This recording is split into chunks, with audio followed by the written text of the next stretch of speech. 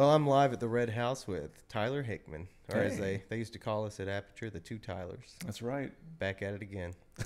Can't stop us.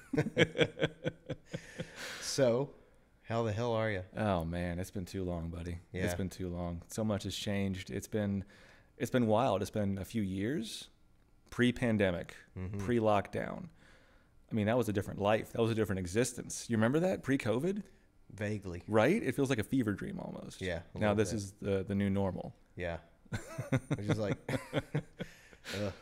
yeah, it was a different life. We worked together at Aperture for years, and then due to COVID, I haven't. I do work with Aperture now, but like I'm not there as an employee really or a full-time person. One good thing has been able to dive into stuff like this, like creative projects Very cool. that I like. But yeah, just still totally different landscape out there. So how did you fare during COVID? I mean, ups and downs like everybody. Yeah. Ups and downs like everybody. I don't think anyone came out of this unscathed unless they were a billionaire in New Zealand, you know, just away from everybody and everything, and they can afford to shut the world out and let it pass them by because, you know, billionaires and they have that luxury. No, I think everyone has gone through some really, really hard times during this. And I don't mean just financially, you know, emotionally, spiritually, for some people, unfortunately, physically. I'm incredibly lucky to have not gotten COVID, nor has anyone in my immediate family. I've got friends that have gotten it and, you know, going through some really bad stuff with that. But it's an unfortunate world we live in right now. And I think entertainment, music, movies, is only going to help us kind of get through it. We turn to art in times of hardship. I mean, that's just the nature of humanity. You focus on it too long, you're going to go crazy. Yeah. And I don't think that's healthy for anybody. Yeah, you know, I've talked to everybody that I've had over here so far for this. COVID has always come up, and I guess there's a thought in my head sometimes. It's like, is that old hat? You know, it's like it's been a long time since it first broke out, and like, what are we doing? But like we were just talking about over in the kitchen, like the ramifications of COVID are definitely still lingering with everyone, and especially in the entertainment. And like you just said, people do often find solace in turning to entertainment and the arts in these times of crisis or whatever. But also the reality of this thing has changed the landscape to some degree of the way that these arts and these forms of entertainment exist for people. Absolutely. Like I'm sure I saw a bunch of movies on Netflix, you know, that I never would have seen otherwise. But I don't, but from what I understand, generally speaking, anecdotally speaking, there's a lot of different reservations about going to a place that usually has had a history of curating kind of better, more expensive films. Right. Shit like that. You know, it's true. It's absolutely true. I think because we've been stuck at home and locked down, people have, you know, gotten subscription services, you know, off into the moon, except Quibi, because who the hell remembers Quibi? What a failure that was. Anyway, for all of the movies that we now have access to at home, I am both elated and terrified for film in general. I remember even before COVID, it was something I was sort of understanding was happening, the death of cinema, going to the theater, experiencing it and sharing it was a communal experience. You turn the lights off. It was almost like going to church. Everyone looks forward, you shut up, you pay attention. And after you come out of a good movie, a really good movie, you can feel changed. This medium has that power. And I think we lose a lot of it when we turn on our phones and watch, you know, 5-minute increments of, I mean, pick your poison. A YouTuber reviewing what some other YouTuber said about some other YouTuber. Yeah. I mean, it's an Ouroboros of people just commenting on other comments, and there's no new material being created. It's just comments on other material. Yeah. And it's it's kind of a sad state of affairs. But I'm sure, I mean, looking outside of just movies and more your realm into music, I feel like things have taken a turn where musicians can't find footing in trying to sort of become wider known or find their fan base wherever they may be, because music seems to be now a very disposable commodity where you can cut out 20 seconds of a song and make it a TikTok and make that trend for a week, and then everyone has forgotten about it because that's how fast it moves. Yeah. That's got to screw you up somehow. Yeah. I'll tell you my most recent experience, which I just alluded to before we got rolling, but I started working with my old booking agent again a few months back, and we've been just kind of hitting the emails and trying to, get me back on the road, and something I've had a lot of, something I've been looking forward to a lot. And then I don't remember when we started. We've been at it for months, and so far I think we've gotten three solid show offers that we actually booked. One of them is supposed to happen next month in Richmond, Virginia. And that one, the headliner that was originally booked for that one, mysteriously vanished from the bill and didn't really provide us with clear answers as for why, which is not an uncommon occurrence at this point. And then we just found out yesterday, me and a bunch of my music buddies, that the Wake Forest Listening Room, which is the other show I was supposed to be playing this spring, Wake Forest Listening Room is closing in December. So that isn't, that's just me. And there's other people that are out there playing shows, and all sorts of other wacky shit happens. Like, a buddy of mine was supposed to play some big show with like somebody who's pretty well known, who it probably wouldn't matter if I named him, but it's not, whatever, none of my business. Right. But that dude got COVID like a week before that show was supposed to happen. God. Maybe a couple days before. I'm not sure. Basically, it's just, I think a lot of the direct COVID-related shit that's proven difficult right now is understandable and is one thing. But I think what you were just kind of pointing to was the cultural and maybe, the digital effects that are affecting music right now. They're huge. And the implications are also huge. Yeah. I mean, if you can't go to live shows to discover new music, you turn to social media. You turn to where people produce, consume, and release new music, which is on social media. Right. It's hard to go down the list of venues that have shows, and I'm going to check that out, because now every time people go out, they might feel like they're at risk. They might feel like, with how charged things are politically or socially, there might be something terrible that happens at a live show. Whereas if you're at home in front of your computer, you can control things to a certain extent. Yeah. People like that control. I think people have gotten a little addicted to it during lockdown. Space. You can create your own space and whatever you want to be in it. And you can curate that to nanometers. I mean, it's kind of wild. It used to be a wide open communal feeling, especially in music. I think that's one of the most communal experiences you can have, is at a live show, at a concert, with like-minded fans who are appreciating the art and the artists in the moment. That seems, at least from my perspective, to have kind of gone the way of the dodo. Yeah. To a certain degree. Yeah. I don't really know what to do about it. If you did, we would be sitting on a yacht doing this podcast. Yeah. As a musician, for me, it definitely, I don't get nearly as much, like, it just doesn't. I write these songs here at my house, and I learn them here at my house and record them here, right, all in the support of the idea of playing live. Right.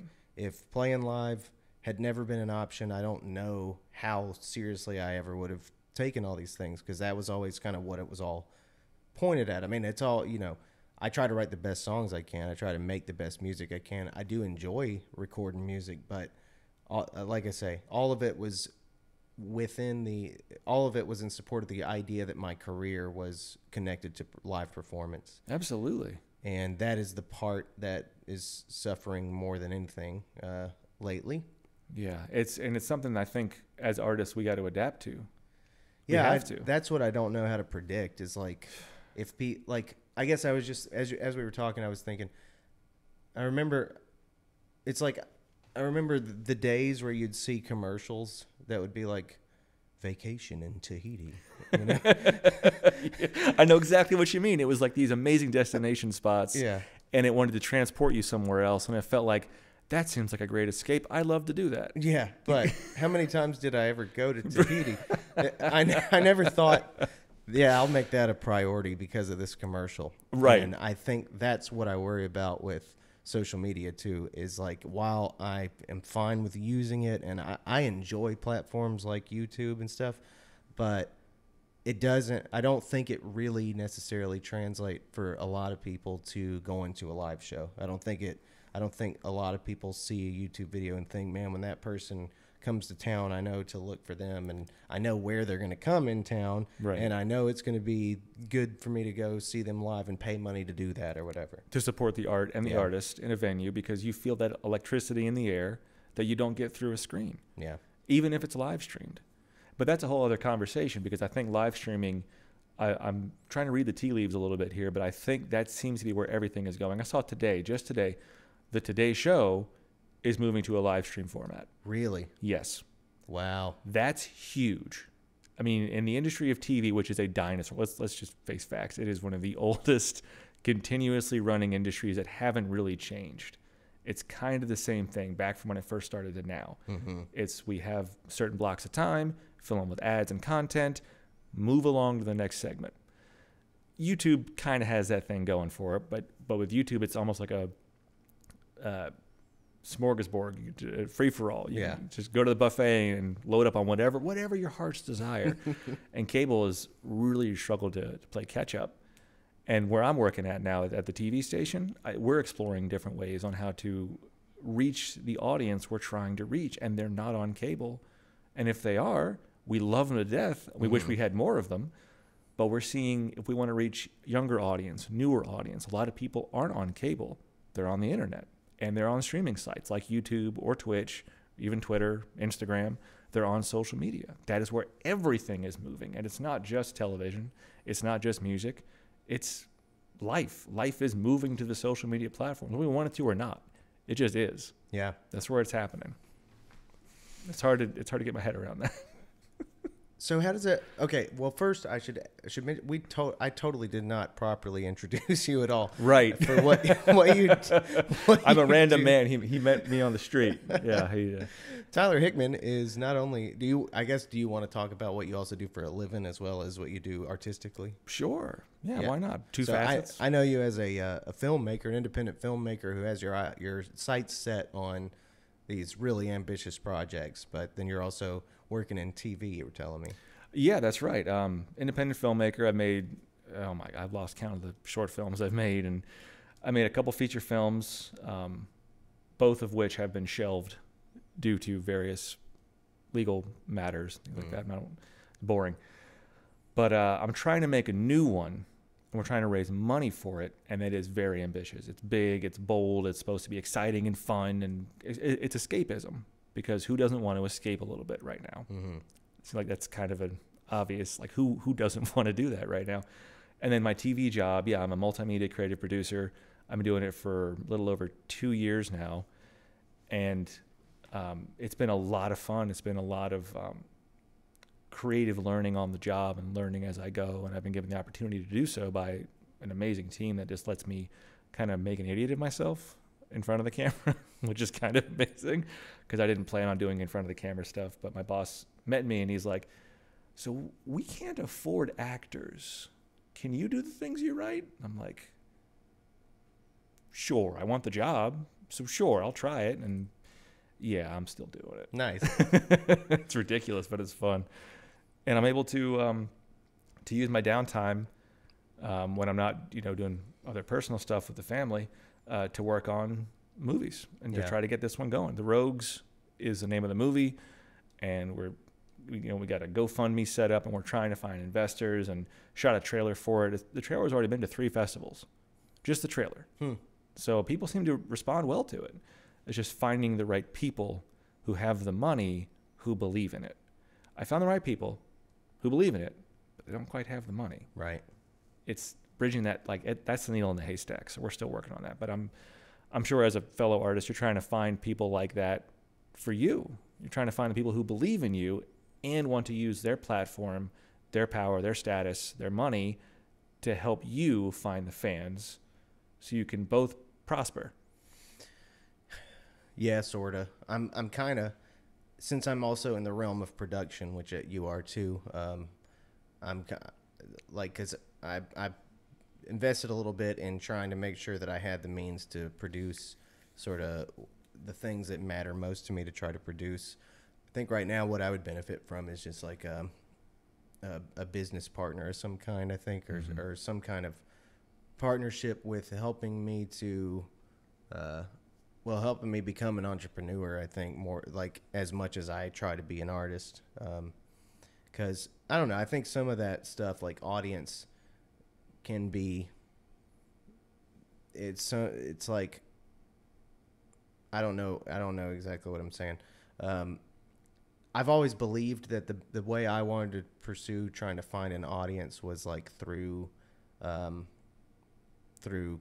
quality control or something like that. I wanted to like just make it available and make it quality enough that it would, like, people would hopefully respond to it if they so choose. Like, I guess I try to maintain a purity, so I wouldn't, within music, I wouldn't want to, like, if somebody gave me a budget to do something with, what I would want to do is set myself up to where I could make more and more projects rather than like put it all into becoming extremely visible to people. Does that make sense? Oh, it makes a ton of sense, because I'm kind of in the same boat over on my end of the artistic spectrum here, because we want to get the word out about what we're doing.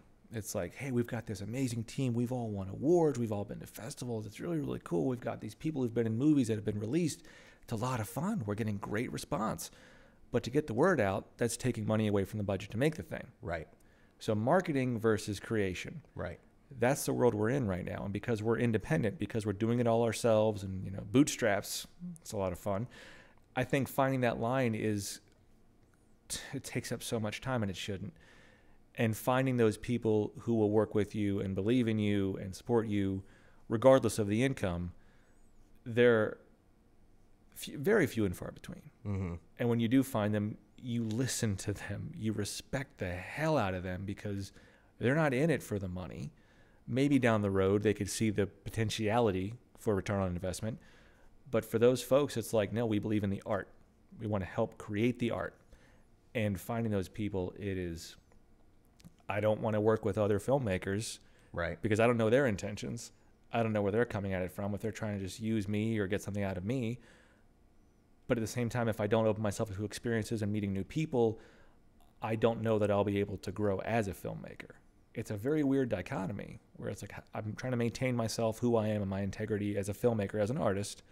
But if I don't sort of find the people that I can help buy in to a larger platform or a different project altogether, I'm kind of shooting myself in the foot. Yeah. That's a very fine line to walk. And putting it out there for the world to see on every social media platform available and doing it all yourself, that is draining. Well, I feel like somebody from the outside could probably ask both of us the same question. They would say to me, why aren't you in Nashville? And they might say to you, especially like given that you're not trying to make like some drama about a high school skateboarder who joins the basketball team and like High School Musical 4. Yeah, look for it. Well, that was a horrible example, I guess. You're not making some you're not making festival bait. The most ridiculous piece of nothing, like non-narrative creativity that might come out of UNCSA. That's just like leaves falling on someone, and then they cry. I must have seen so many iterations of that.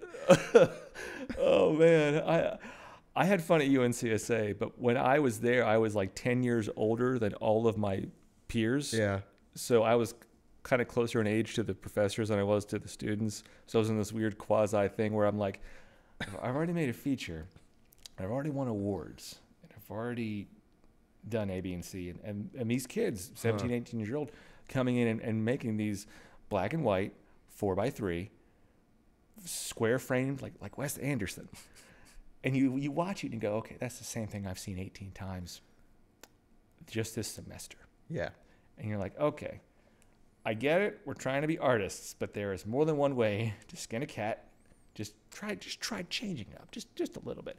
And luckily enough, some of those people I went to school with are finding success however they can. It might be genre fair. It might be not as the main priority member behind the scenes, working on a crew, making other things for other people.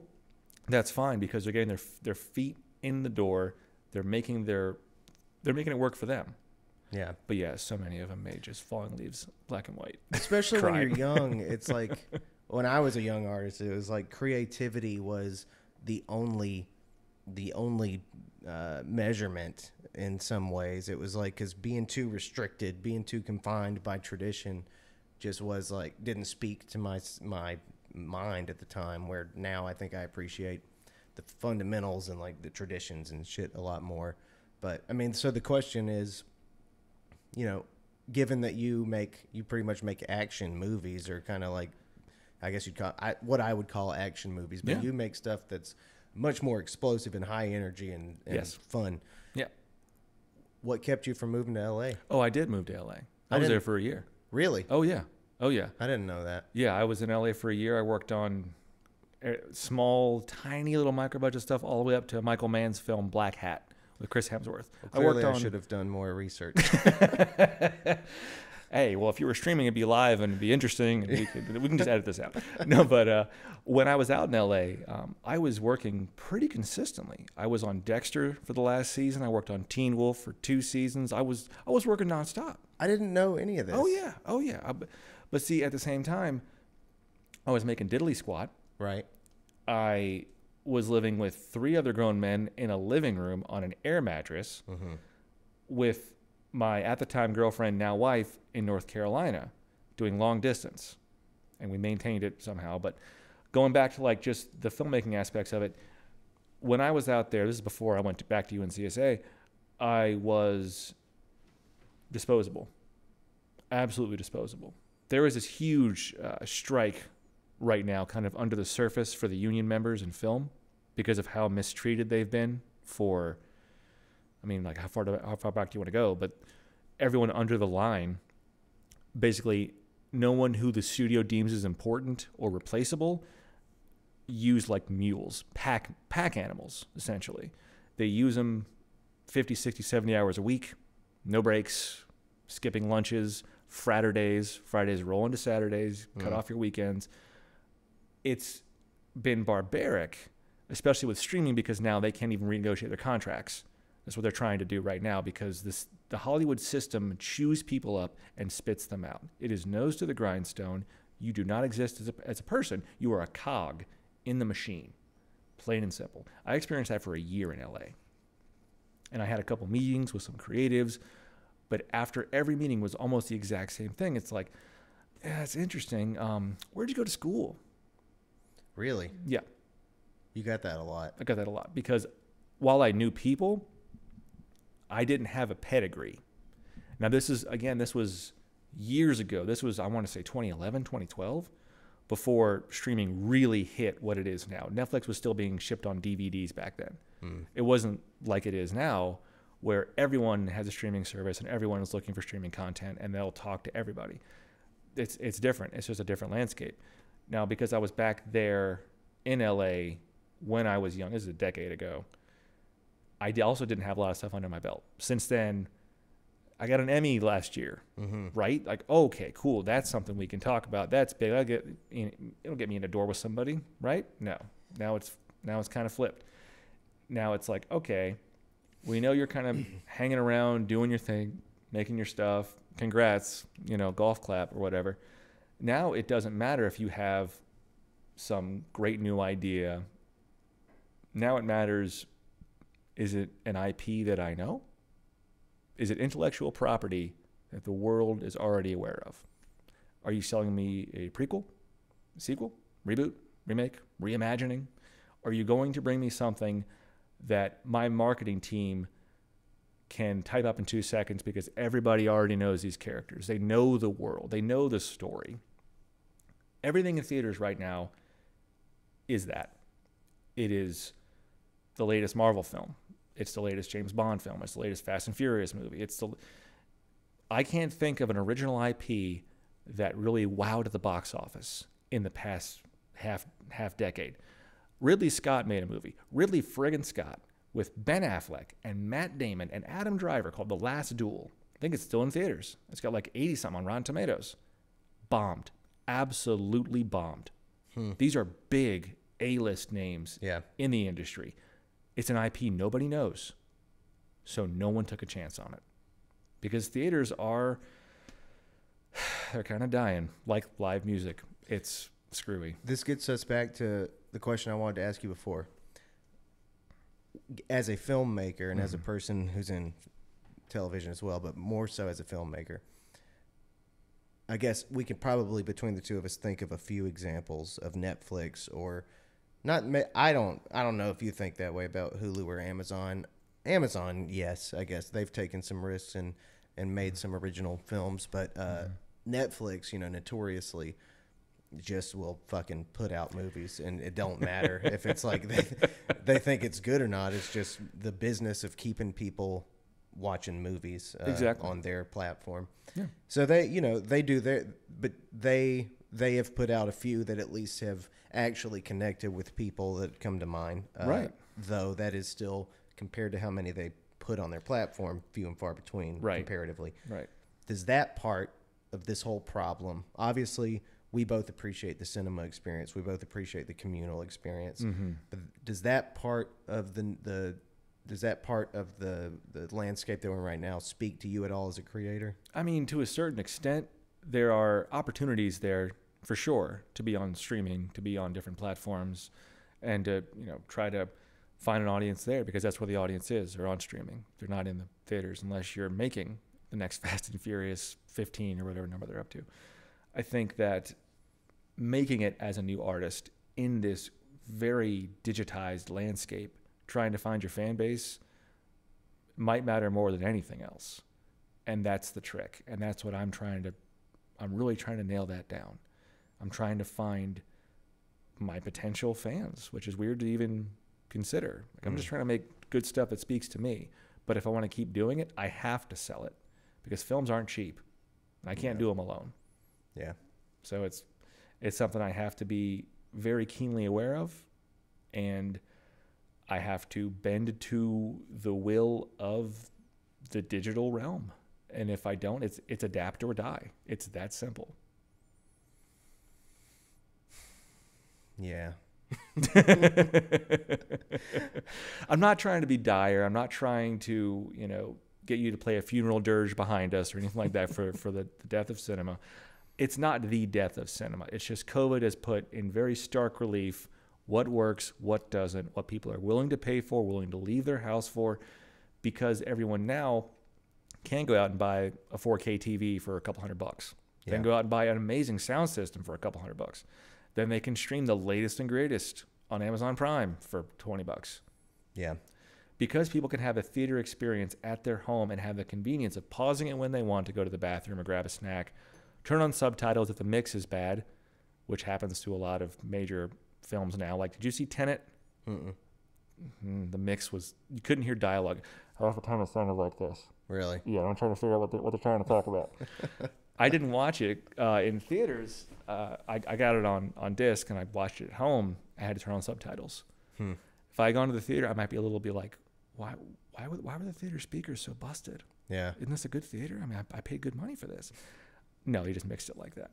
I don't know what the problem with that is. That's a whole other conversation. But I think it's not that I don't think streaming has its place. It obviously has its place, and I enjoy streaming.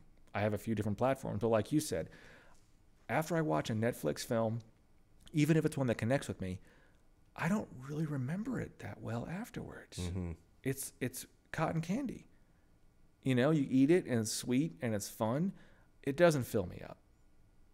I don't remember the experience. I'm like, I saw that, right? Did I see that? Yeah. Oh, yeah, that's right. It happened.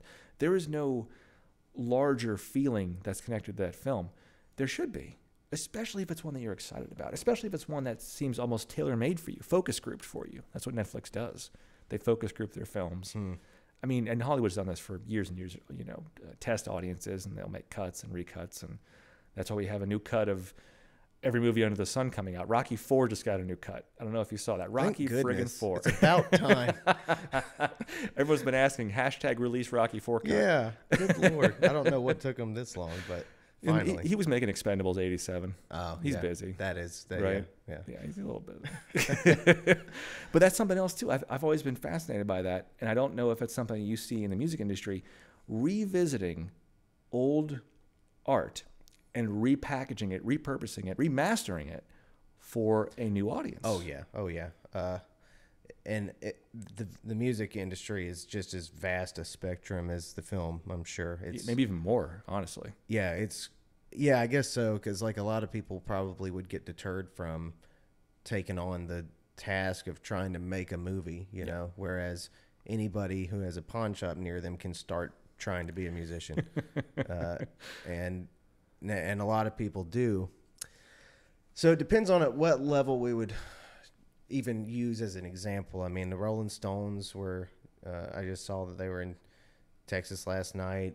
Some friends of mine in town here just saw Sting with the Greensboro Orchestra or Symphony or whatever the 2 nights ago or something. You know, there's a certain level of ease that you get when you have a really established name. Mm-hmm. Oh, yeah. That you don't have to. People are not going to the Rolling Stones like, have you heard that new Stones album? Man, it really made me want to go see them live. That's not what people are doing. They're going to see this icon of the past, this relic of the music community. Mm-hmm. Sting's awesome, but the same deal with Sting. What a novelty thing it is to see somebody like him with this like symphony performance. Yeah. That if they said, would you like to see fucking me, Tyler, would you like to see Tyler and Ale perform in the Winston-Salem Symphony? While that might on a musical level, that could be interesting. I want to see that. I would watch it. Right? Me. On that experience that gives people that really interesting communal thing. Mm-hmm. Sometimes it's the familiarity of the music that makes that really work.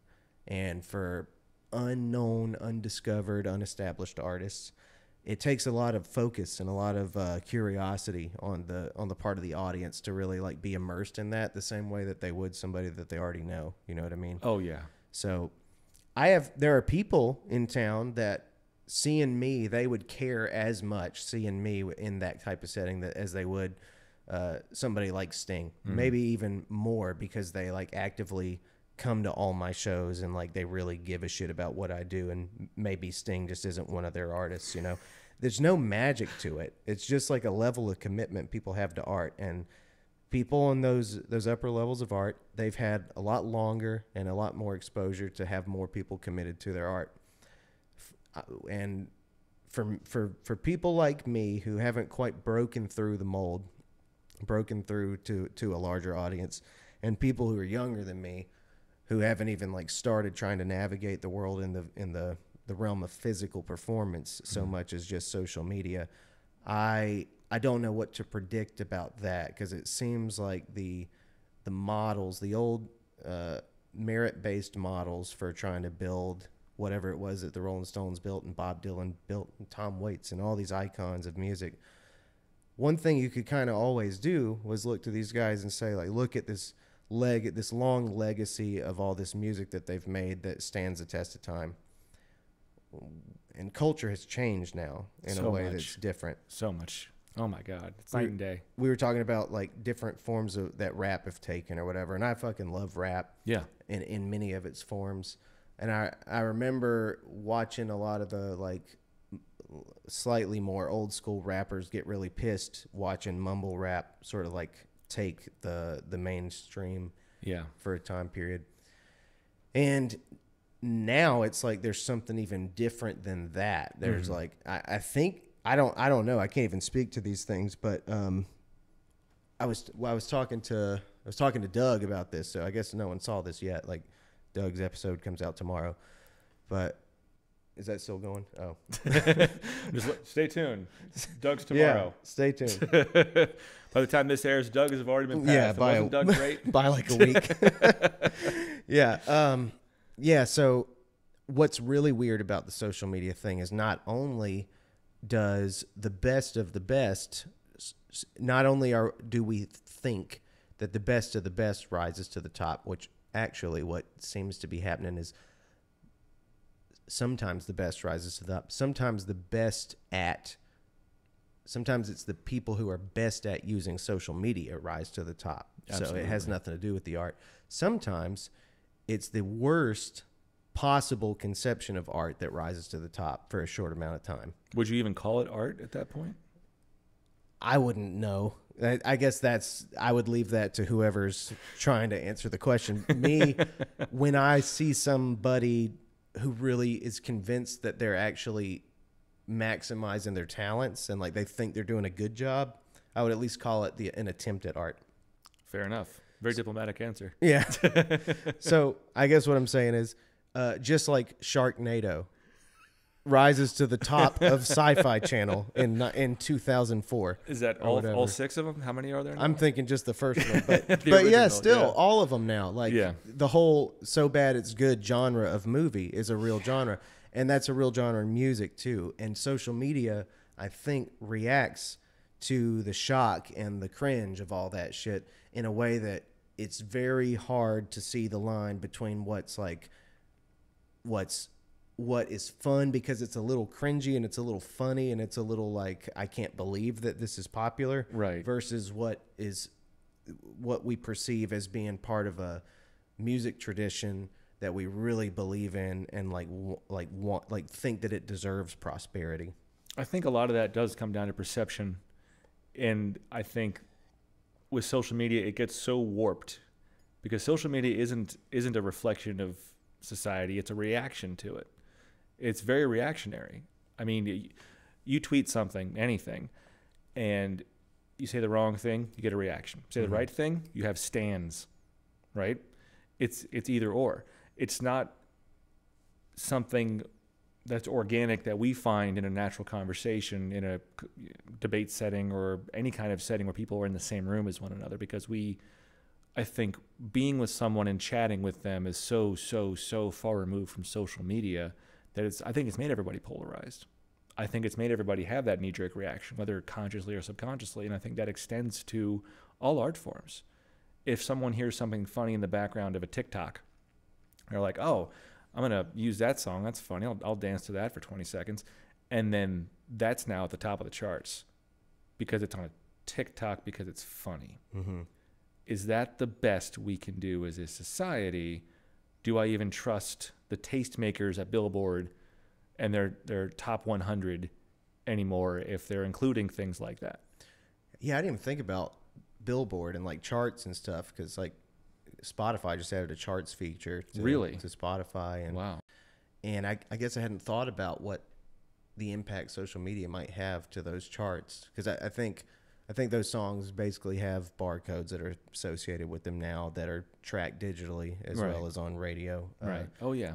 And TikTok probably changes that really drastically now that I think of it. If one of those things, if a song is in a TikTok, that probably contributes to its viral spread. Absolutely. And a lot of TikToks, the one I was shown, I'm not even on TikTok, but one I was shown was something called the 02 dance. No idea what that was, where it came from. I'm not 100% sure. I think it's a Vietnamese pop song that they have some anime character dancing to. Mm. That song went viral. It's got millions of views, downloads, and hits. And it's because of this TikTok, this animated, goofy TikTok. Yeah. How, Mr. Nail? I don't know. Did you see the sea shanty one? I did. I actually was pretty cool with that. Yeah. I mean, yeah, his voice was cool. The Yeah. song is, I love traditional songs. But then, you know, a week later, I saw that he got a record deal from someone, and I was very confused by that because, you know, I think there's also a lot of weird questions about what a record deal is anymore. Like, it can't be traditionally the same as it used to be back in like the 90s, even the early 2000s. It's got to be a whole different thing. I would think. I've never been offered one at either point in the 90s or now, but but there's like YouTube is full of like music business sort of coaches that will just tell you to stay away from those old the old 90s descriptors. I kind of believe that's probably the best way to go. I mean, look at Macklemore. He's well known, famous. He doesn't have a record deal. He did it all on his own, independently. Did he never got signed anywhere? Unless it happened in the past few years, no. He just did his own thing and found his own way. Well, he's also still a good example in the other direction. I mean, like, when you have something gigantic like that behind you, you probably have a lot more protection and a lot more people who know how to keep your career alive. Very true. You know what I mean? Very true. Because then to them, you are a commodity. Yeah. And if you're not making money, they're not making money. Yeah. So it's in both your interests to keep things going. So there's that, and yet they have all these people strategizing about how to capitalize on you the most, and probably tell you when they think that you're not important anymore. So that's one thing. And anyway, record deals now, I was confused by it because I would think record companies are probably a little confused now as for what is the right risk to take when risks are being taken. Because for the average independent artist, what they tell you to do is basically rack up like 500,000 Instagram followers, and then you're not a risk anymore. Right. Then build your fan base on social. Yeah. Build everything independently, just like you would if you were an author or something. Like if you can sell 100,000, if you can sell whatever 50,000 books on your own or some shit like that, right? Then it would warrant you to have a publisher. But otherwise, like it'd be better off for you to just keep selling books on your own website, because it's less sharing any money you make with anybody else as long as your costs are pretty low. Same idea with music. Like especially people like in my situation, or like people in town who can record themselves and produce their own shit, there's really no need for you to like sign over big portions of your potential income to all these other entities, unless it's a smart business move on their part to like, unless you're a low enough risk that it's really smart for Warner Brothers or Sub Pop or whoever to be like, yeah, you're a low enough risk that we just know by taking you on, we can help sustain your career and help sustain your production and make money off of you and not risk losing money on you. That's the biggest thing right there is money. That's what it all comes down to. Unfortunately, we're in the business of making art, and the first part of that sentence is business for a reason. That's what it is. So you do have a GoFundMe going. How does it feel for you? I did some. I used to do Kickstarters for some of my projects, and I haven't done one in a while. But I've watched a lot of your movies. Thank you. Yeah, I've watched like everything I could find that you've made, and and I watched the trailer for your new one, and it looks like you have indeed taken it to a different scale of something. Like the whole production just looks, I haven't seen your features, I guess. Right. But the production looks like you're being very serious. And then you've got this GoFundMe. So I guess I was curious. I was actually curious when I saw your GoFundMe, like how much of the movie you have made and like kind of where you are with the movie. Like, are you making it no matter what happens, or does the GoFundMe have an impact on that? Right. As of right now, I think the GoFundMe is hovering a little over $1,000, which we love every single donation we've gotten. It doesn't matter how much. The fact people donate to this at all is incredible. And I love every one of the people that have donated to this movie because they believe in it, they believe in us, and they want to see it happen just like we do. Most of the money is coming from the actors and producers who are taking a huge risk. They're putting themselves out there, and they're bringing their own money to this to try to get it made. As of right now, by hook or by crook, we just want to make the thing. We only shot the trailer.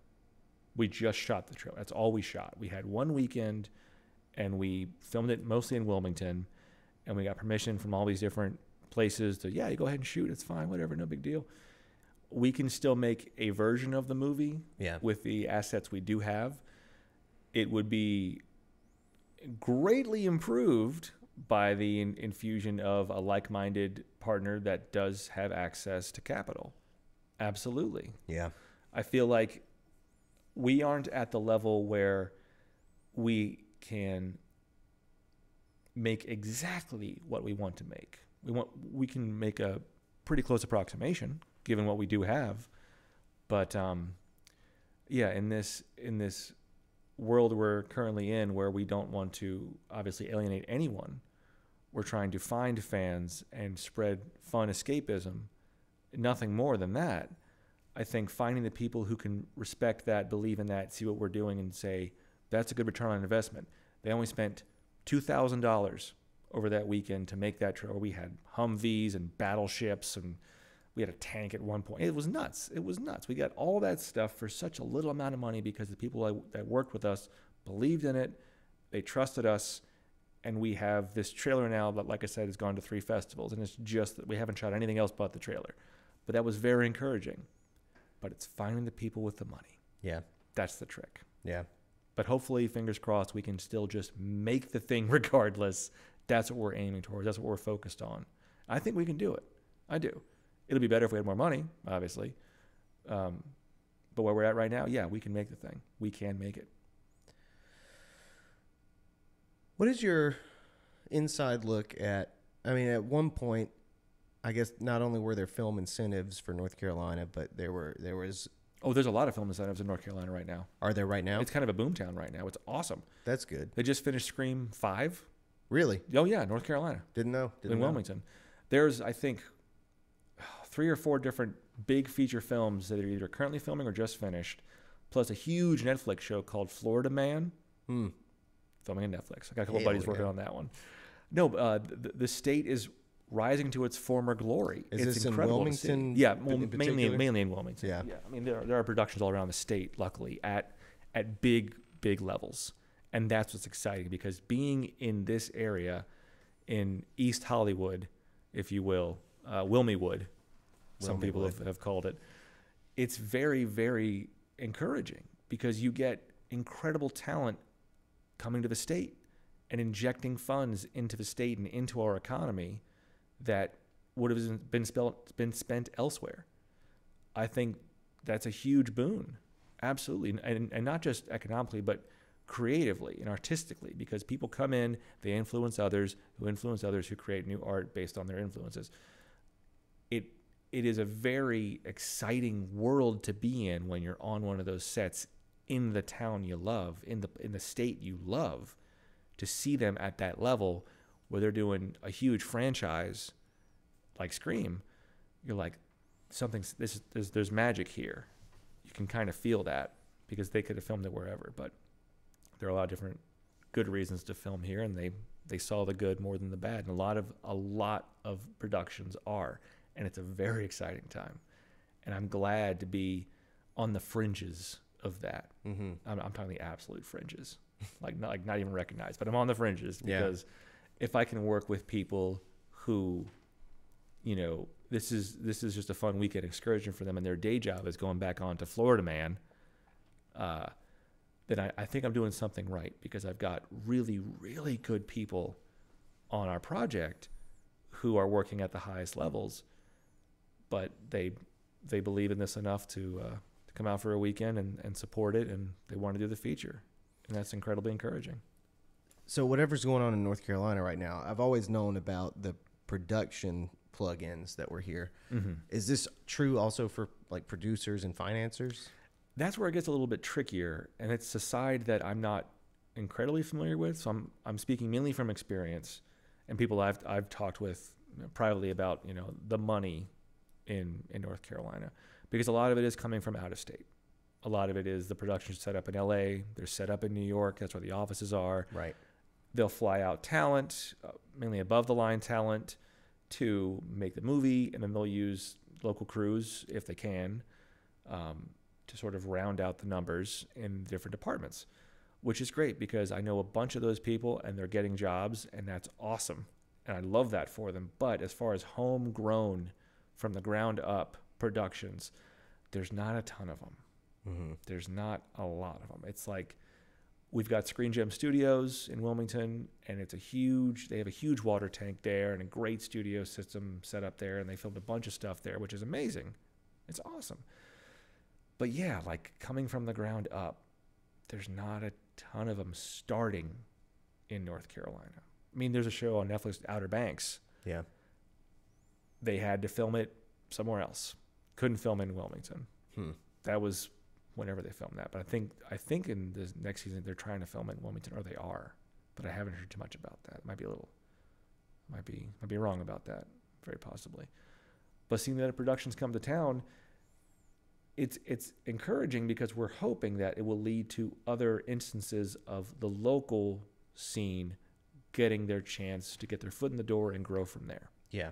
That's what's exciting. It's a possibility of that happening, more so than if the productions were in Georgia or South Carolina. And that's something else that's been going on recently. It's where will production be in the Southeast? In Louisiana, it was hot for a minute or two, and then Georgia, boomtown there for a minute, and then South Carolina kind of stepped up because we lost our incentives a few years ago after Iron Man 3, right? Which was huge. MCU came here. We got an Iron Man movie in Wilmington. That's awesome. And then they're like, the incentives aren't doing us great. And we haven't seen anything on that level for a long time. And now it's starting to roar back, and it's exciting, but we aren't seeing it for the local guys yet. Yeah. Yeah, I guess I did hear, I don't remember what I heard about, I didn't really understand the incentives very deeply until just really recently when a buddy of mine were talking about a project and started learning about that. And I think I did, I guess I must have read at some point that it's certain ones about reimbursements were reinstated or something like that. Yeah, it depends on how much you spend in the state and how much, it's a bunch of boring legalese to get into. But if you spend a minimum amount in the state, you can get a good kickback in tax incentives. Right. And a lot of states have competitive incentives, and they're trying to do what they can. But also, if you look at the state you're filming in, California is a lot more expensive for everything than it is North Carolina. So you're going to save a lot of money coming to North Carolina. Right. But you also have world-class, people working here.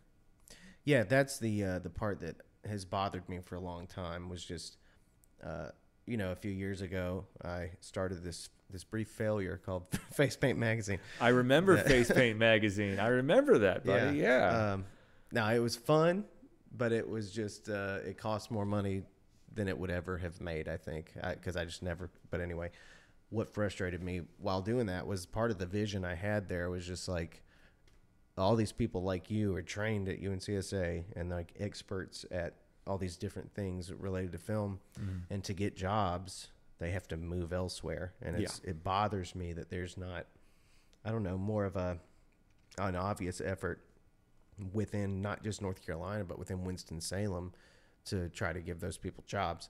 And the little bit I know, I have been looking around for like a year since I started doing video production, and I see that there are some pretty big video production people or production companies that what they really do is marketing for the most part, or they capture expensive moments for Wake Forest or for Krispy Kreme or something. Right. Yeah. They're not making movies. They're not in the business of like taking jobs from movie companies for the most part. And that's just not, that's obviously because that's not a part of our industry here, but that bums me out. I wish it was a part of our industry. Do you think it's possible that would ever be a part of, like, what do you, just what is your impression of that? Am I just super naive to how complex it all is to even think that would be a realistic thing to be a part of Winston-Salem? No, I don't think it's naivete on your part at all. If anything, it is something I've asked myself, because I'll look around at the people that we still have in Winston-Salem after I graduated, the people I worked with and went to school with, and very talented guys, and they'll immediately leave. Like, graduated, cool, moving out to LA. Yeah. And I get it, because for the longest time it's been, you know, there's gold in them our hills. Mm-hmm. Go out west, pan for gold. I get that. But Winston, in North Carolina to a larger degree, has so much to offer the film industry that it is surprising that it hasn't become more of a cottage industry where you can take someone and their idea in state that wants to make something in state and then release it internationally. We have all the parts and pieces here. Right. It seems like the big lack is money here to start projects here. This is a good destination. It doesn't seem like a good launch point. And I don't know what the disconnect is. It doesn't seem to make a lot of sense to me. It never really has. But I believe North Carolina is a viable place to start films and finish them. Yeah. From A to Z. We've got talent at every single level, behind the camera and in front of the camera. The fact that it hasn't happened on a large scale baffles me. It's something I've asked myself too. So I don't think you're naive. If anything, I think you're kind of on my wavelength. Mm. Yeah, I feel that exact way, man. That's what I want to see happen, not just for film. I mean, my whole Nashville thing. Like, yeah, I chose not to move there because I really believed, you know, I don't know what would have happened if I'd have been born in like 1979 instead of 89, but like I really believed this whole time that I was here that given all these changes to what independent artists are capable of now, mm-hmm. I really believe that it doesn't matter so much where you live as long as you kind of have access to touring. And like I've seen that be true for a lot of people. Yeah. Like a lot of people have been able to kind of not live in LA, not live in Nashville or New York, right, and not live in Atlanta and still be able to make shit happen. Yeah. And my story isn't everyone's story either. Like I know people who are right now making some pretty big shit happen for themselves, and they've not been designated to just live in those places. Like I know that this was true, but I would like to see it a little bit more on a bigger scale, because those folks still do have representation in all these bigger cities, and there's not really, there's just not. I'm sure that there are people all over the state of North Carolina that can still help people out, and there's little labels and shit like that. But it still I wish that, I hope that the feeling of the level of independence that North Carolina and these industries that are in North Carolina have in the grand scheme of thing, I hope that their independence isn't seen for much longer as just like being less than what's in those other cities.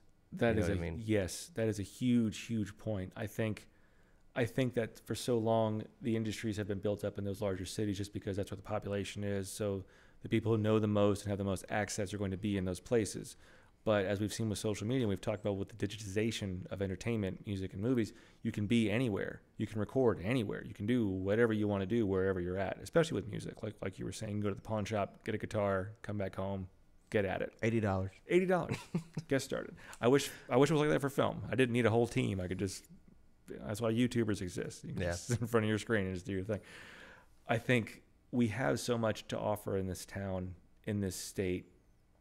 And I think you're right. So many independent labels, independent production houses are doing what they can to carve out their niche. But to add to the larger conversation happening in the world, or even in the U.S., to be honest, to be on that level of the New York and the L.A. and the Atlanta, like to be in Nashville, to be at that stage, why hasn't it happened? It feels like all the parts and pieces are here. I'm kind of missing it, you know, and maybe it is because we don't have this long storied history of any sort of Tower Records here in Winston-Salem. It's always been in LA. It's always been in New York. It's always been in the big population centers. But now that COVID has really shown that you can do whatever you want, wherever you want. We'll cut you in later. We'll green screen it. We'll add you in post. We'll layer you in. It'll be great. Don't worry about it. I think that has really shown how antiquated that line of thinking is, where I have to be in location A, B, or C to make it happen. Now, if you can find a fan base on social media and get big enough, then those people in location A, B, and C, they will come to you. Yeah, that's true. You become valuable to them. Just like we were talking about with Warner Brothers. I mean, yeah, I think your project that you're doing is an example of somebody who's trying to do what we're talking about. I mean, you're trying to make a homegrown grassroots North Carolina movie, it looks like. And, that would be awesome. I mean, I think that's what all the artists who don't live in those places are pretty much doing, is just saying, fuck it, I can do whatever I want and I'll play this game. Now, some people I think have a harder time playing the social media game than others. I don't take naturally to it. I don't. Yeah, neither do I. It's something to learn. Yeah. You have to learn. You have to continuously learn. And it's a different kind of vulnerability. I don't like. I mean, a lot of social media, if it isn't like tricking your audience into showing their support or whatever, it's straight up asking them to do it. It's straight up being like, do you smash that like and subscribe button? Exactly. Hip thrust that motherfucking like button. Hit the bell too for email notifications. Yeah, man, that shit. Or like, hi, I need money or whatever. I posted that I have a Patreon, and I posted about it one time like ever. Right. And I've never been able to do it again because I just can't. It just does not come naturally to me to treat art like a charity thing. It feels weird. Like I said before, I always believed that there was a purity about like, I will let people decide how successful I am, and like, if I make the best possible shit I can make, if I write the best songs I can, if I put on the best show I can, then hopefully like there's momentum that gets built throughout that process. I've never enjoyed being like, hey guys, like I want to be a successful musician. Can y'all make it happen, please? Like that feels horrible to me. That voice didn't work with people? It didn't. I feel like it should have worked. Yeah, they said it didn't sound like my normal voice, and I was like, it sounds better than your normal voice. Yeah, when I lower myself to ask for charity, that's the voice that comes out. I don't know. No, I 100% agree with you. I hated setting up a GoFundMe. It felt like hat in hand, coming to people, in some cases who I don't know, posting to different groups on social media like, hey, we're trying to make this movie. Please support us. We're nobodies, but we're trying to make something fun and exciting in the classic way of the old adventure film. Just doing it for real. We're not green screening it. We're not CGI, not visual effects. We're just going to do it. You can feel it. It's visceral. Yeah. It's not made by committee. It's made by artists trying to promote themselves. But for some reason, it feels gross. Mm-hmm. It feels like I'm absolutely having to not debase myself, but I don't know a better word for it in this moment. It feels like something I shouldn't have to be doing, but at the same time, if I don't, then even if I made the best film in existence, if no one sees it, I made it for myself. And that's very masturbatory. Yeah. I'm not interested in that. I'm trying to make escapist films for people who want to see them like me. I want to make movies that I want to enjoy to watch, but I want to share them with others in a communal experience. Mm-hmm. That's what I want. I want to be able to just almost like create shared memories with people I've never even met before. If you watch a movie and you love it and it touches your soul, and you meet up with them, say at a convention for that piece of art, for that film, and you don't know them, you never met them before, but you see they might have a costume on, or they might be at a poster signing of one of the actors, and you're just in line waiting for whatever, and you have that recognition point. I'm here because we have a shared love of this thing. We have a collective memory of this thing. We have favorite moments of this thing that we have shared, that we have never met before, never spoken before. I don't know you from Adam, but we have this in common. That, through art, is absolutely incredible. Absolutely I've never thought incredible. about that before. That's kind of what drives me is I want to be able to contribute to that conversation, to that level of enjoyment, to bring that much joy to somebody's life, no matter where they are, where they're from, where they're going. You could meet up with a complete stranger and you could start there and start on even ground and just connect with real people. Man, I really like how you put that, for real. I've never thought about it in those terms before, but I really like that. I feel like that extends to music, especially in live shows. You go to a band you love to see in person. Yeah. I mean, you have an entire stadium, people who paid good money to be there. And it's not because, I'll try it. They love it. Like you said, the level of commitment with fans for staying in the orchestra, they're there because they absolutely, it speaks to their soul. And I bet everybody else in that room who paid good money to be there feels the exact same way. That electricity, you can't buy that. You can't commodify that. You can't put that on your YouTube channel and hope someone feels the same way. You can't. You feel it live, in the audience, in the moment, midnight screening of your favorite film, opening show of your favorite band. Those are the moments. That's the real human connection of art for me. The reason that this podcast that we're featured on tonight is part of the reason that it's happening is I have this belief that, like, the more that our community knows what's going on in our arts community and what's possible, I feel like that's a positive.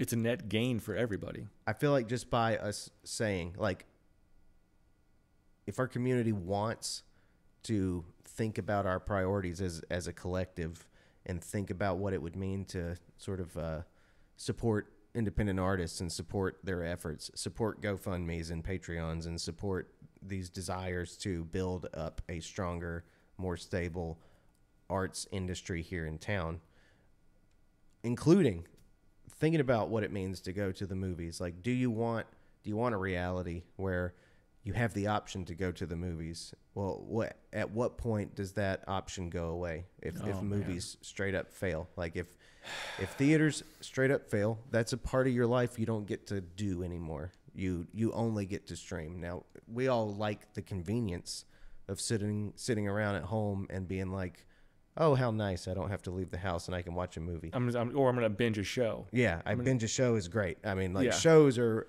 a real son of a bitch for me. They really pull me in. But do you want a reality where concerts don't exist or where movie theaters don't exist? I think that most people, when they wake up and when they get to experience something, I think they remember, or that I think they would then remember that the way that they spend their time, those folks who aren't without their job or fucking suffering due to goddamn everything. Anyway, You're not wrong. You're not people wrong. who actually have fucking expendable income, at disposable income right now, which is like not fucking everybody. Those people, I think, have the privilege to like think about what they want in their future, and their investments perhaps matter more than anybody else's right now. I guess that's all I'm saying. It could be in a year.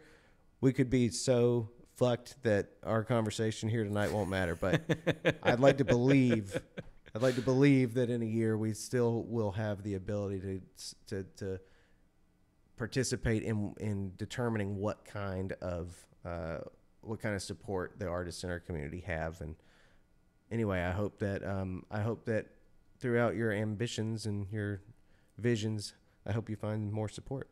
Thank you very much. I'm really I'm hoping for the same thing, and I agree with you. I don't want to live in a world where live events and going to the movies and going to music shows, I hope those stick around for many, many years to come, because I'm imagining the people who might not get to experience that.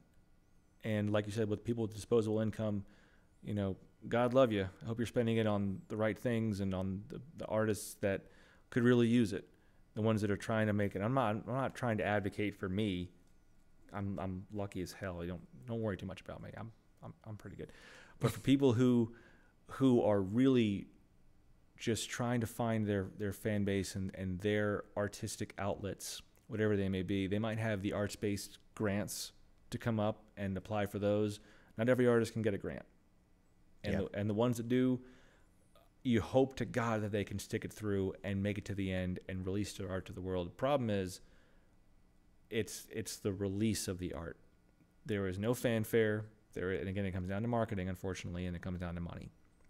Like that independent artist got a grant to make their art, to get it done right here in the community, homegrown. That's awesome. Support more of that. Problem is when it's done, it's gone. Yeah. That is beyond frustrating. And even if there is a one-night showing, if they're a painter at a gala event, or there is a live show or an album release party, it's a one and done. And you wonder, why didn't this gain traction, find the right crowd, get out there to the right people, and trying to dissect why an art piece has failed, it can drive you crazy. And it shouldn't be like that. It should be the folks who are looking for something new, something exciting, something a little different. Maybe they shouldn't go to the multiplex. Maybe they shouldn't, just stream the top 10 on Spotify. Maybe they should actively try to seek out something new. Maybe find something that changes your life in the independent side of things. I, of course, agree. I mean, I I thought you'd take a strong disagree. No, I, of course, I try not to, people are going to have taste. And one, let it be known, some artists fucking suck. Yup. And some are just not good, and some are going to fail. And I remember a few years ago, there was this meeting. I'm just going to say this. We got to stop being so careful. We just got to say what it is. I remember a few years ago when it was a big thing, oh, why are I really don't want to call anybody out. Fuck. Did you just tell me not to be so careful? Yeah. And I talked myself right back into it. What the fuck? Just edit all this out. It's all right. A few years ago, I remember in my community, there was a conversation going on about people going to free shows versus shows where there were covers. And I remember a lot of musicians' attitudes were the music is suffering more than it should. And of course, that's what we're doing. Right. That's what I'm advocating right now and admitting. Music, arguably, I think, is suffering more than I wish it was. But the attitude at the time that I was running into a lot among some of my friends was we have to put in this effort to make sure that there's no such thing as failed music in town or something like that. No, I don't know if I agree with all that. I'm sure they wouldn't have said it exactly that way, right. But it was the tone I experienced was, we're not acknowledging enough that some bands in town I wouldn't pay to see just out of niceness. Right. I only have so much disposable income. Yeah, I only pay to see bands that I think it's worth that money, and that's what money kind of is. So that's one thing we got to acknowledge as we talk. It's very true. Don't have to, but it matters to me to just acknowledge some art fucking sucks. Yep. Some people are gonna fail. Yep. And that is the nature of. It's either that we are going to expect everybody in the arts to succeed at the same level, or we're going to accept that there's going to be vast disparities between people. And I accept that there's going to be vast disparities. I think so with that being said, I do still, if I could choose for people, I would say, hey, my tastes match the independent arts probably the most. Yeah. I like watching a movie I've never, I don't know anything about. It's so much more fun that way. Yeah. I like watching movies by people who connected to people who I know or made here in town or whatever. I've fell asleep in every Harry Potter movie and and I have not seen all of the Lord of the Rings and shit like that. All these big mega movies. Right. I've missed a lot of them because it just hasn't usually spoken to my taste. So yeah, that's me. And I recognize there's other people that they're the total opposite of me. So I understand them not spending their money that way. I think all I'm trying to say is, some art will fail. While some art will fail, I think it's still a reasonable question for some people to ask themselves, like, do I want the art industry to fail? That's a great question. Yeah. Okay. So and then if you're looking at it from the larger perspective, then we would be talking about the record companies. We would be talking about the Paramounts and the Universals and the Warner Brothers of the world, the gatekeepers of our entertainment. We could say the systems systems by in which place. we get art. Absolutely. I don't know if I can, in this instance, throw the baby out with the bathwater, because while I completely understand and recognize that there are huge, almost insurmountable walls to climb to get into those meetings, into those boardrooms, because I'm not born with the right pedigree, with the right parents that are already in the industry or have the right connections or went to the right school, or yada, yada, yada. I don't know that I can say, I wish Paramount never existed. Mm-hmm. They've made some of the most beloved films, and not just by me, but by a shitload of people who view it as art.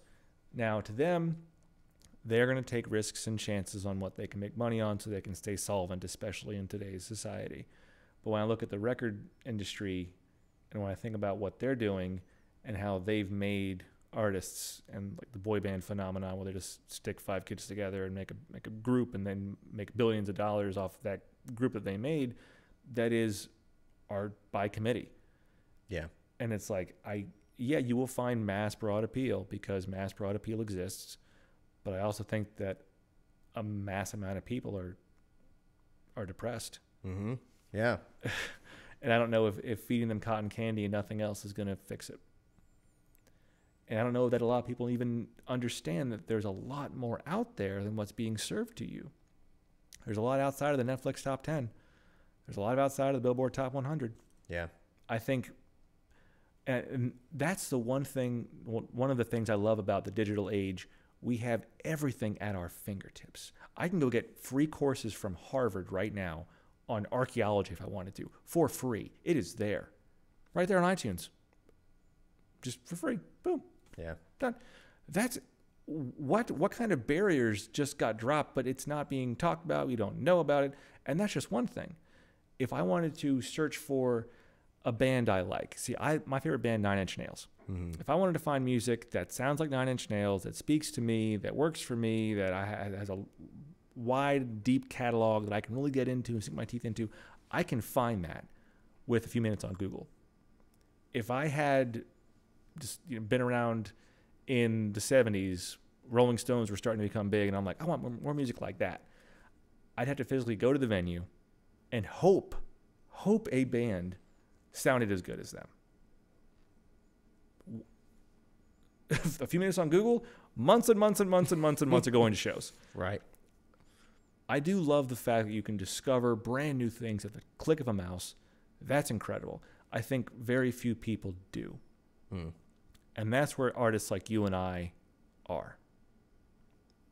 And I think that's the barrier that we've got to pass now. It's not the Columbia Records. It's not the Paramount Gates. It's the people. Yeah. And to have the gatekeepers kind of drop a few keys, we just got to find them. That's the trick. Then it all comes back to marketing and money. Which, yeah, and you're right. Those parts, if you're fortunate enough, you can rely on experts for those things, for bookkeeping and marketing and different shit like that. The business side of what it means to be an artist. Right. And to be, especially an independently, one that produces things independently. But, yeah, I mean, you're right. It now is a big mystery about where people get media from, like what makes them stay tuned. It might be the breadth of content. Like you were saying, Netflix puts out 100 bad movies to one good one. People are like, well, I already paid $10 a month for Netflix. I'm just kind of clicking, seeing what comes up next. I'll try it. My money's worth. Yeah. I already paid for it. We'll see what they got. And eventually some critics somewhere is going to be like, you know what? This Netflix original was incredible. Bird Box. Go watch Bird Box. Not a sponsor. So much of what people are finding on Netflix is because a critic found it first told other critics, they watched it, they got the word out, or even worse, they're buying their reviews. Oh, Jesus, yeah.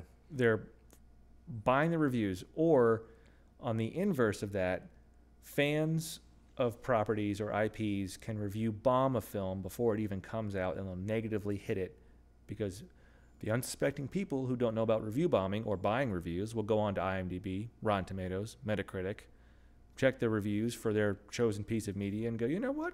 I'm going to check that out. It's got an 82 on Rotten Tomatoes. That's pretty good. 82's pretty respectable. It's fresh. It's not bad at all. When you start getting into the 90s and the hundreds for some of these pieces of entertainment, you're like, okay, this cannot be a perfect film. This cannot be a perfect album. That doesn't exist. I don't believe in perfection in art. It can't exist. We can get close to it. But to have perfection kind of assumes that everything else beneath it is less than. I don't believe in perfection in art because it does, by definition, elevate it above everything else. And that I don't believe in that. You can come close. You have levels of great.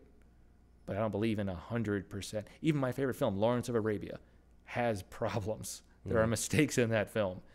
That's the nature of it. I love it warts and all.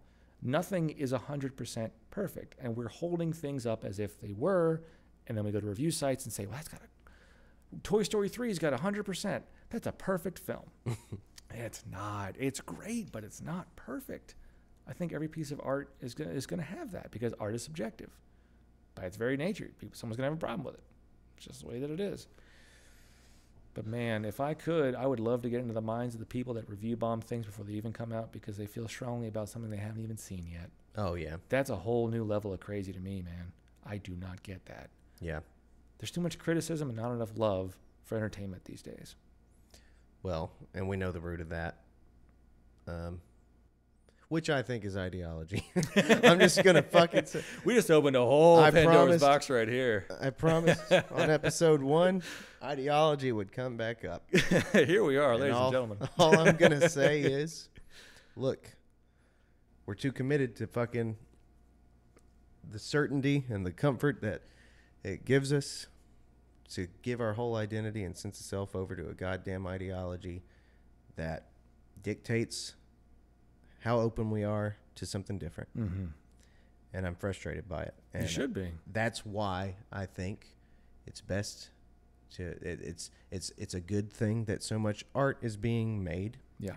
And I hope that people will exercise the part of their mind that just says I'm open to experiencing somebody else's thoughts, because that to me is the opposite of whatever the fuck ideology is. Ideology is the practice with your mind to say, I have to protect what I already believe at all costs. Inflexibility, the belief in one's own certainty, and the absolute destruction of individuality. And I think art is not only the study of individuals, but it's experienced by individuals.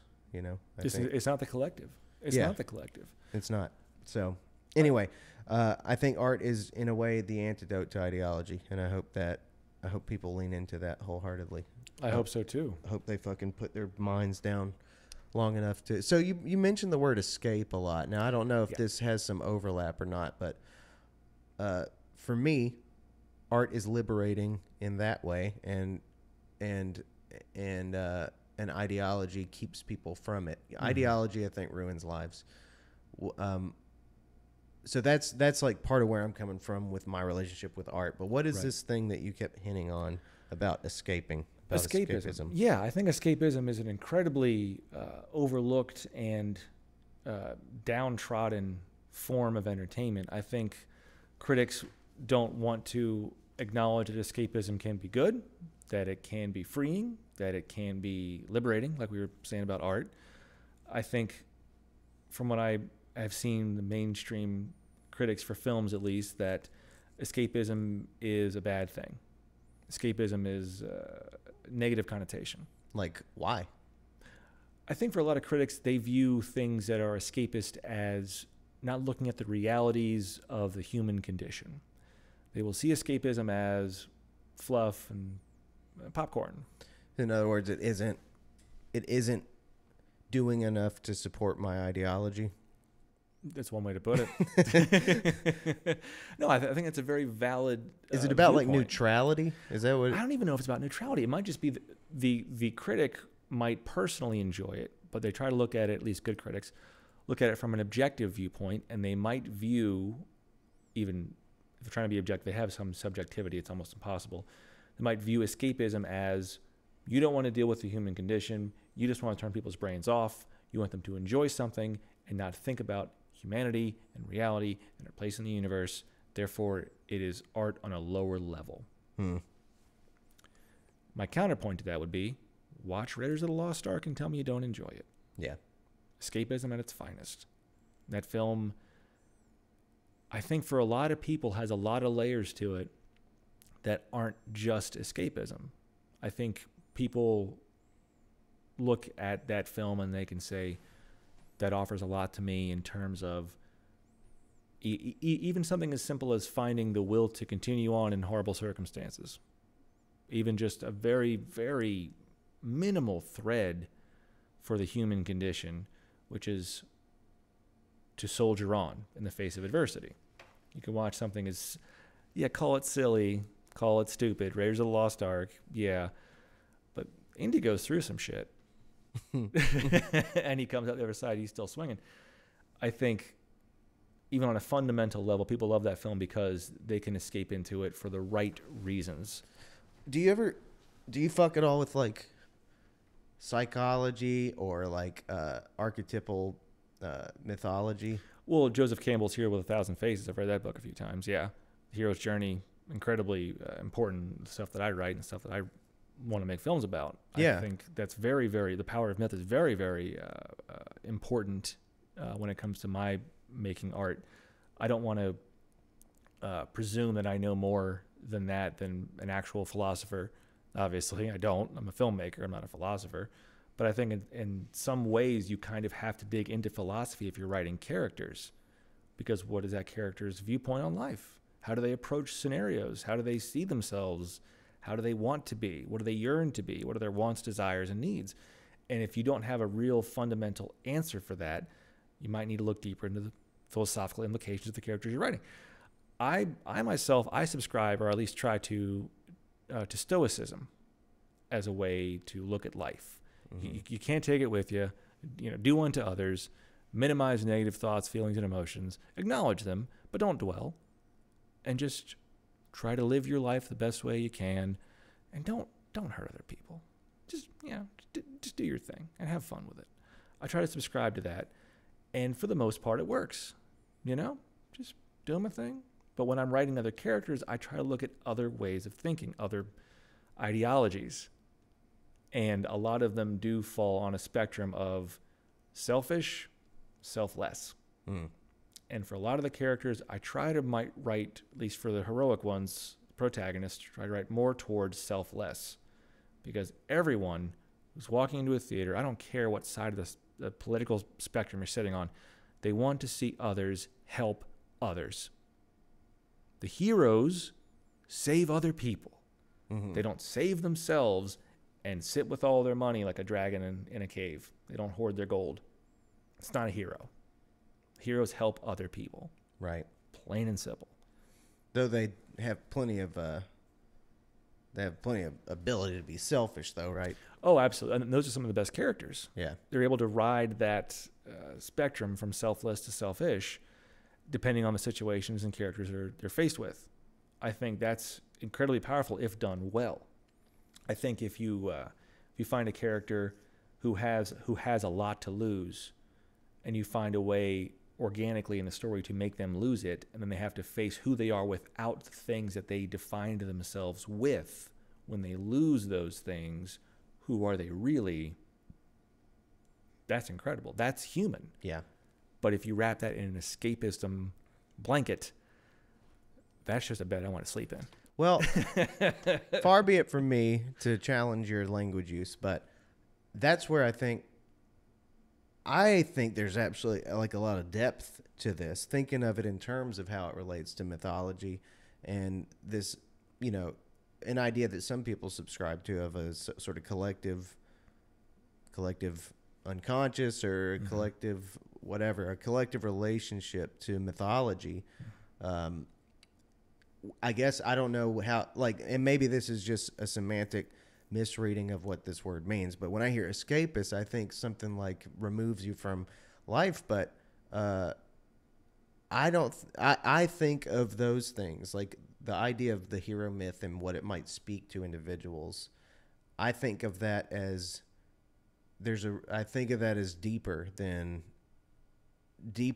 the hot political issue of 2010. Right. Because the hot political issue of 2010 is not still with us necessarily. No. The desire and the need to be a strong enough person that you can believe that you have a little bit of hero in you, that goes back as long as our species goes back. Yeah. It's like, it's a lot more real. It's a lot more real to life, I would argue, than something superficial, something on the surface. That's a really good way to put it. And it's not something I've consciously kind of figured out, but that's the way you lay it out. Yeah, it's absolutely true. I think tapping into that collective unconscious where people want to see themselves as the hero. People do. People walk around and see themselves as the hero. I mean, I'm sure Jeffrey Epstein was like, yeah, I'm good. I'm cool. Right. Feeling right. You know, I'm justified. he didn't wake up every day saying I'm an absolute monster. Right. He didn't wake up doing that. People want to be the hero of their own stories. I think the people who have enough self-reflection and self-awareness, they can actually achieve some of that, even if it's on a one-to-one level. You don't have to go out and be Hercules. You don't have to go out and be Captain America, right? You don't have to be these mythical creatures, these mythical characters. You can just be the best version of yourself with the people who know, love, and respect you. And you try to help them. And that's what I keep coming back to. Heroes are the ones that help. They're not the ones that hurt. Conquerors are one thing. You know, look at Marcus Aurelius, the Roman emperor. Like, he was an incredible. Alexander the Great, like, conquered everything. I don't consider him to be a hero. He's a conqueror. For his people, he was a hero, but that's, again, a matter of perspective. Yeah, perspective, because like in, what was it called? Damn it, in... Help me out. Oh, in like one of your old movies that was based on a... One of my movies? Yeah. Talking about me now? Yeah, like one of your movies, the one... From Alexander the Great to Tyler. Yeah. Yeah. The one that's based on the video game. Oh, Uncharted. I made 2 of those. Like, that dude isn't helping the other guy that wants the thing. You know what I mean? He's hurting that guy. Yes. As far as that guy's concerned, the main character is being super not helpful. From a villain's perspective. Yeah. Yeah, of course. Yeah. The problem is the villain doesn't share the ideals of a collective good and a collective, just a collective. Right. He's not concerned about the needs of the many. He's concerned about the needs of the few or the one.